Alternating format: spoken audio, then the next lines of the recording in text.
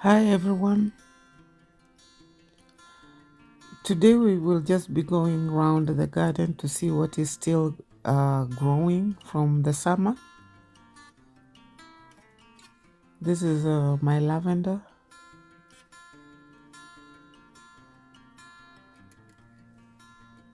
Then this cherry tomato I got a cutting from a fellow gardener.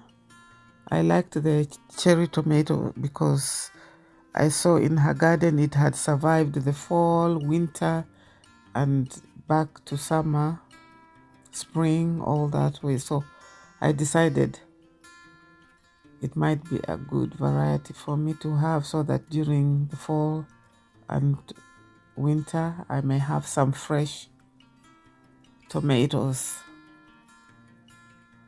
And it's been doing well. Still going. Then here is the kale, 1,000 heads. Actually, my plan is to uproot this one because I already have some other cuttings that I have rooted that I'll be planting in another location, because this particular location I want to put my strawberries. I want to transfer strawberries from where they are to this location with a weed fabric down. The reason for the weed fabric is to try and prevent the pests, especially the roly-polies, getting to the strawberries. So we'll see if that works. This lettuce is also from summer. I planted a number of them, but just one. This is the only one that was able to sprout and survive. But unfortunately, I'll also have to uproot it because of its location. This is cabbage also from summer. I transplanted about 3 of them. Only this one survived. I think this is an all-season cabbage. It's actually ready to be harvested. Then here is the monster of strawberries. I actually pruned them and left just a bit last year, but the way they spread with the runners, before you know it, they can take over your whole garden if you don't prune them or thin them yearly.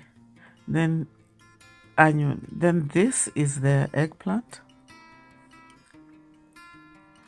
As the temperatures drop, it's starting to struggle a little bit, but it's still producing. I may overwinter it to next year, but we'll see when the time comes if I'll start a new one or just prune this one and continue with it. I've done that before and it did even better the second year than the first year.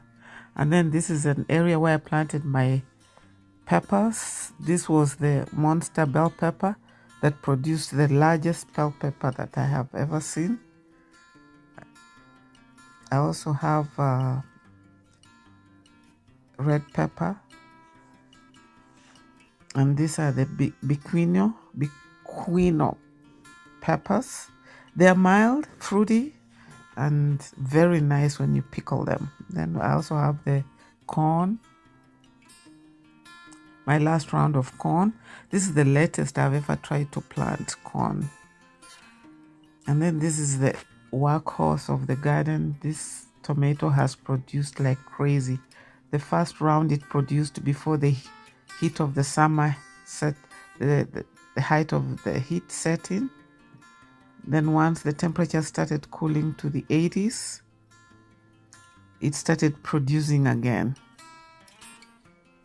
At the height of the heat, it was dropping most of its flowers, but put on more flowers as the temperatures dropped, and it produced a whole lot again. This was actually a volunteer tomato from last year. I had planted a similar tomato here, so there was a volunteer plant and decided to go with it. And it seems like it was a good call. And here we have some strawberries growing in the pot. This from the tower. And then this is yellow cherry tomato, also from the summer. They're all struggling, but still continuing to produce something. So I'll let them go as far as much as possible. This one seems to still be flowering a lot. So we'll see how it does as the temperatures drop. Because we are still in the 80s and 70s right now. So, and then here I have bunching or multiplying onions. And here my pomegranate. This year I tried to cover them, give them some protection. Last year, 5 of my pomegranates were eaten by rodents. I only tasted 1. So this time I have 17 and I plan on enjoying all of them. So that is, these are the basil that I planted as companion plants for my tomatoes in summer. They're still producing. They're starting to slow down, but still producing. Then also, this is a pepper, hot pepper that I planted at the end of summer. It's doing okay, not excellent, but okay. Then the Swiss chard is also a remnant from summer. Actually, Swiss chard in zone 10A can be planted year-round. This is Japanese Murasaki sweet potato.